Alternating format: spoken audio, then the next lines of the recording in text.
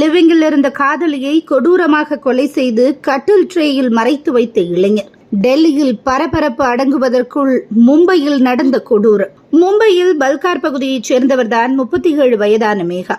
செவிலியரான இவர் துலிஞ்ச் பகுதியில் தனது காதலன் ஹர்திக் ஷாவுடன் ஒரே வீட்டில் லிவிங் உறவில் இருந்து வந்துள்ளார். இதில் 3 வருடத்திற்கு மேலாக இருவரும் காதலித்து வந்த நிலையில் கடைசி 6 மாதங்களாக இருவரும் ஒரே வீட்டில் திருமணம் செய்து கொள்ளாமல் லிவ் இன் ரிலேஷன்ஷிப்பில் இருந்துள்ளனர்.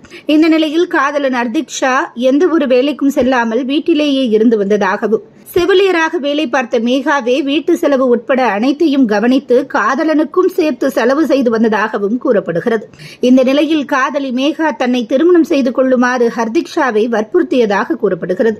இதற்கு முறையாக பதிலளிக்காமல் ஹர்திக் ஷா அலட்சியம் காட்டி வந்ததால் இருவருக்கும் இடையே அடிக்கடி மோதல் ஏற்பட்டுள்ளது. இதில் சம்பவத்தன்று ஏற்பட்ட மோதலில் ஆத்திரமடைந்த ஹர்திக் ஷா காதலியை கொடூரமாக தாக்கி கொலை செய்திருக்கிறார்.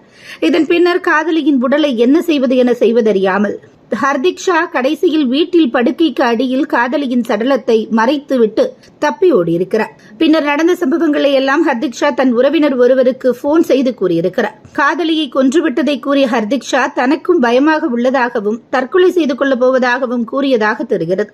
இந்த சூழலில் வீட்டில் மறைத்து வைத்திருந்த சடலத்தினால் துர்நாற்றம் ஏற்பட சந்தேகமடைந்த அக்கம் பக்கத்தினர் போலீசில் தகவல் தெரிவித்துள்ளனர்.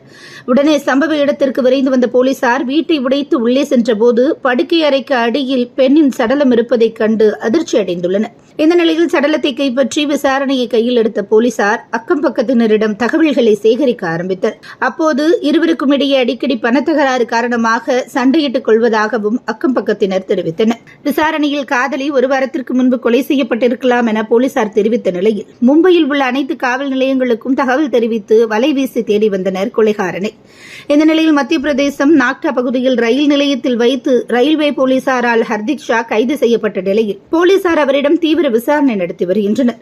லிவ் இன் உறவில் இருந்த காதலியை காதலன் கொடூரமாக கொலை செய்த சம்பவம் டெல்லியை தொடர்ந்து மும்பையிலும் அதிர்வலைகளை ஏற்படுத்தியிருக்கிறது. ஏமாத்தி போலீஸ் பிடிச்சிட்டாங்க அப்படின்ட்டு பிடிச்சது மட்டும்தான் காட்டுறாங்களா ஒழிய அந்த லெமனை ஏன் தூக்குனா அதை எப்படி தூக்குனான்னு யாருமே காட்ட மாட்டேங்கிறாங்க. சிம்பிளான விஷயம் தான். அதில் ஒரு நூலை வச்சு கட்டி ஒரு அசிஸ்டண்ட் வச்சு அந்த பக்கம் வச்சு இழுக்கிறது தான். இது தெரியாமல் பண்ணிக்கிட்டு இருக்கிறாங்க. அதனால் பார்க்குற யாருமே நம்பிடாதீங்க. மேஜிக் அப்படிங்கிறது ட்ரிக்கு தான். கிராமத்து சைடில் இந்த இன்னும் சீட்டு கட்டெல்லாம் விளையாடும் போது இந்த மெஜிஷியன் அப்படின்னு தெரிஞ்சிடுச்சுன்னா அவங்க விளையாட விட மாட்டாங்க. ஏன் அப்படின்னா சீட்டுக்கட்டை பற்றி அத்தனையுமே அறிஞ்சது நம்ம தான். இந்த சீட்டுக்கட்டில் எந்த நம்பர் எடுத்தாலும் நம்ம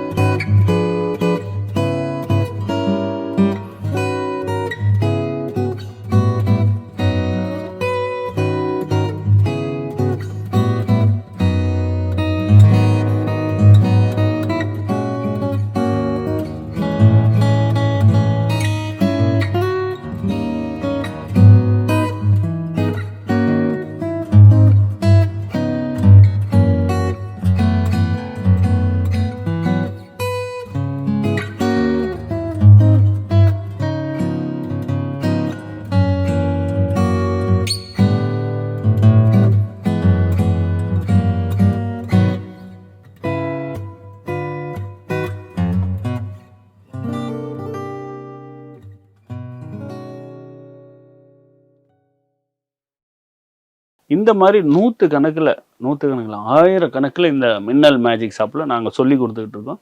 இதை கற்றுக்கிறக்கும் அதே ஒரு நிமிஷம் தான் ஆகும். அது மட்டும் இல்லாமல் இப்போது மேஜிக் என்னதான் இருந்தாலும் எப்படி தான் ரிவீல் ஆனாலும் டெய்லி என்கிட்ட லைனில் நின்று கற்றுக்கிட்டு போகிறாங்க. ஏன் கற்றுக்குறாங்கன்னா மற்றவங்கள ஆச்சரியப்படுத்தணும், சந்தோஷப்படுத்தணும் அப்படின்ட்டு. இங்கே தமிழ்நாட்டில் மட்டும் இல்லை, இந்தியாவில் மட்டும் இல்லை, ஃபாரின் லெவலில் இலங்கை, இப்போது நேற்று கூட இலங்கையிலேருந்து 2 பேர் வந்தாங்க. அதுக்கு முன்னாடி ஆஸ்திரேலியாவில் இருந்து ஒருத்தர்.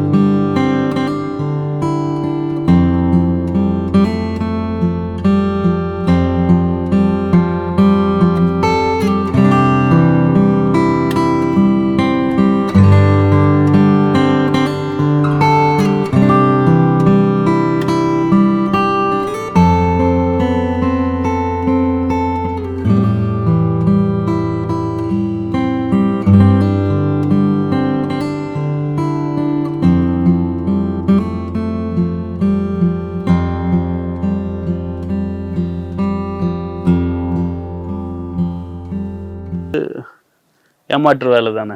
நாங்கள் வந்து மேஜிக் பண்ணுற போகிற இடத்துல மக்களை கவர் பண்ணுறதுக்கு நாங்கள் என்னென்ன பண்ணுறோம் அப்படின்னா, எல்லா மேஜிக்கும் பண்ணால் கண்டிப்பாக அவங்க வந்து கவர் பண்ண முடியாது.